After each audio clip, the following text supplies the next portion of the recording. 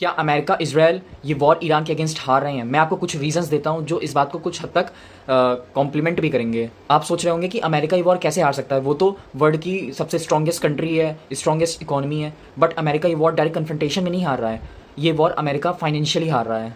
इसके मैं कुछ रीजंस आपको देता हूँ। अमेरिका और इसराइल ने ये बात एक्सपेक्ट भी नहीं करी थी कि ईरान इस तरीके से उन दोनों कंट्रीज का फाइट बैक कर पाएगा।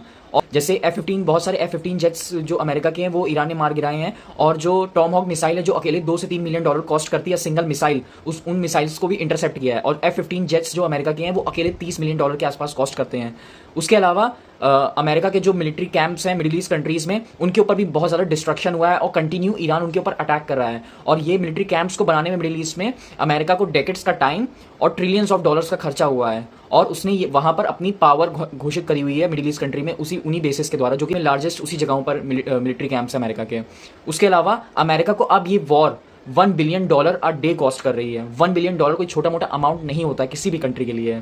और दूसरी तरफ इसराइल की बात करें, इसराइल का आयरन डोम जो माना जाता था कि बहुत सारी मिसाइल्स को हवा में ही इंटरसेप्ट कर देता, हर मिसाइल को नीचे नहीं आने देता, वो भी अब फेल हो रहा है क्योंकि ईरान की कुछ मिसाइल्स जो हैं वो इसराइल को भी स्ट्रक कर रही हैं। का रीज़न है स्ट्रेट ऑफ हॉर्मस को क्लोज कर देना। स्ट्रेट ऑफ हॉर्मस के थ्रू जो वर्ल्ड के ऑयल है उसका 20 to 30% ऑयल वहाँ से ही पास थ्रू होता था, और वो जो एरिया है वो 22 किलोमीटर चौड़ा है। तो जो ऑयल की शिपमेंट होती है मिडिल ईस्ट कंट्रीज से वो वहाँ से पास थ्रू नहीं हो पा रही हैं, जिसकी वजह से जो ऑयल का प्राइस है वो सर्च कर रहा है, बहुत ज़्यादा बढ़ रहा है।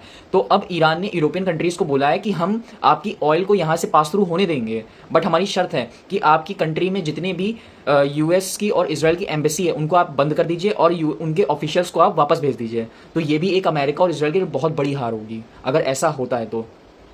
दूसरी तरफ ट्रंप की तरफ से भी कुछ ऐसे इंडिकेशंस आए हैं जिससे इंडिकेट हो रहा है कि ट्रंप भी अब यूएस भी अब इस वॉर से पीछे हटना चाह रहा है, क्योंकि अभी प्रेस कॉन्फ्रेंस में ट्रंप ने ये बात कही है कि जो भी यूएस की मिलिट्री वो थी टारगेट्स थे वो ऑलमोस्ट अचीव हो चुके हैं और ये वॉर अब अपने एंडिंग फेज में है। बट सोचने वाली बात तो ये है कि जो ट्रंप चाहता था कि जो यूएस चाहता था वो ईरान की रेजिमे को हटाना चाहता था और दूसरी कोई गवर्नमेंट को लाना चाहता था, बट ऐसा तो हुआ नहीं, क्योंकि जो पुराने खमीनी को जो मारा है उसके बाद जो अगला सुप्रीम लीडर बना है वो भी खमीनी का बेटा ही बना है, वो भी अगला खमीनी ही बना है। तो ये समझ के परे है बात कि क्या अचीवमेंट इससे अमेरिका को मिली है।